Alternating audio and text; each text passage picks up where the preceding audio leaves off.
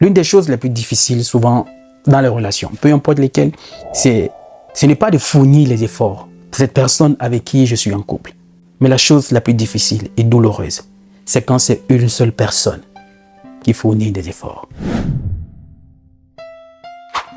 Pour bâtir une relation saine, peu importe laquelle, il faut avoir à l'esprit que les relations sont faites de concessions et que certaines personnes sont vraiment douées pour ça. Mais vous n'avez pas besoin aussi de vous compromettre à faire des choses qui ne vous plaisent pas, tout simplement parce que vous voulez garder quelqu'un dans votre vie. Écoutez, quand on se retrouve dans un environnement sain, sécurisé, on se sent rassuré, on se sent aimé. Tout devient naturel.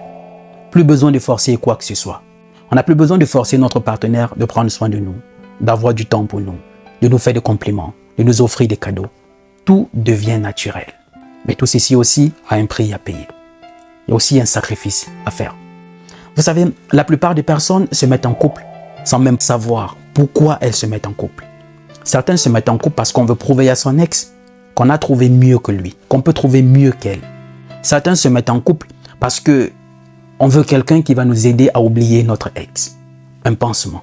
D'autres se mettent en couple parce qu'on a peur de la solitude. Et on se retrouve parfois à exiger un certain nombre de choses de notre partenaire dont on n'est pas capable de lui donner en retour. Je trouve ça très égoïste.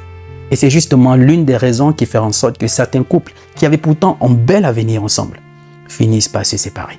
Voilà pourquoi je recommande toujours aux personnes avec qui on fait du travail en privé, avant de se lancer dans une nouvelle relation, peu importe laquelle, il faut toujours se poser ces deux questions fondamentales. Sur sa précédente relation, qu'est-ce qui n'a pas marché et pourquoi ça n'a pas marché?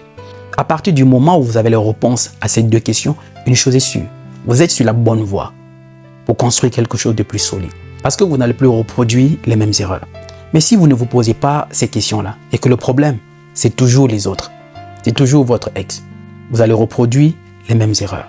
La relation de cause à effet. Les mêmes causes ne produiront que les mêmes effets. Autour de nous, vous savez, il y a des personnes qui connaissent une multitude de souffrances et qui les accumulent au fond d'elles, dont on n'a toujours pas conscience. Pourtant, ce sont des personnes qui partagent nos vies au quotidien. Et on ne réalise pas cela. Et c'est justement ce qui les pousse parfois à prendre des décisions radicales. Et c'est à ce moment qu'on ouvre les yeux, qu'on se réveille. Et généralement, il est trop tard. Écoutez, si vous remarquez que votre partenaire apprécie la compagnie de quelqu'un d'autre, qui la fait se sentir bien, elle est elle-même, elle est toute souriante, elle s'amuse, elle apprécie la compagnie de cette personne qui la fait se sentir bien. Cela signifie que vous avez fauté quelque part, qu'il y a quelque chose que vous ne faites pas. Vous n'avez pas encore en réalité, soit vous n'êtes pas à l'écoute, soit vous n'avez pas encore en réalité trouvé ce moyen de communication qui est adapté à sa compréhension. Vous ne la rassurez pas. Et si elle apprécie la compagnie de cette personne, ça veut dire qu'elle trouve quelque chose que vous ne lui donnez pas dans la compagnie de cette personne-là. Et c'est le moment de prendre un peu de recul et de vous poser un certain nombre de questions. Ou encore de revoir tous les reproches qu'elle vous a toujours fait et travailler là-dessus. Afin de devenir meilleur. Meilleur pour vous, meilleur pour elle, meilleur pour votre couple. Au risque de la voir aller dans les bras de quelqu'un qui la traitera mieux. Parce qu'en tant qu'humain, ça c'est un sentiment humain. On a toujours besoin d'être là où on nous respecte, on nous valorise, où on reconnaît notre valeur. On a toujours besoin d'être à côté de quelqu'un qui est conscient que même si cette personne n'est pas la première dans notre vie, au moins elle ne laissera pas exister la prochaine. Même si elle ne pourra pas résoudre tous les problèmes dans notre vie, au moins elle ne va pas nous laisser affronter tout seul ces problèmes-là. Elle sera avec nous. L'une des choses les plus difficiles souvent dans les relations, peu importe lesquelles, ce n'est pas de fournir les efforts de cette personne avec qui je suis en couple.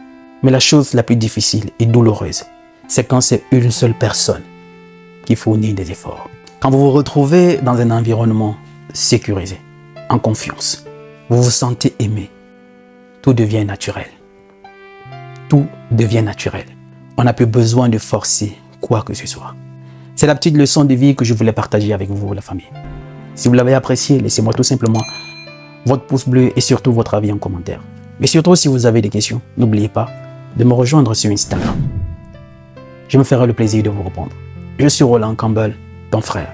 Il n'est jamais trop tard pour recommencer, pour rectifier le tir. Il n'est jamais trop tard pour bien faire. Il n'y a rien de plus beau que de se sentir aimé et surtout en sécurité. le rêve n'a pas de date d'expiration. Salut!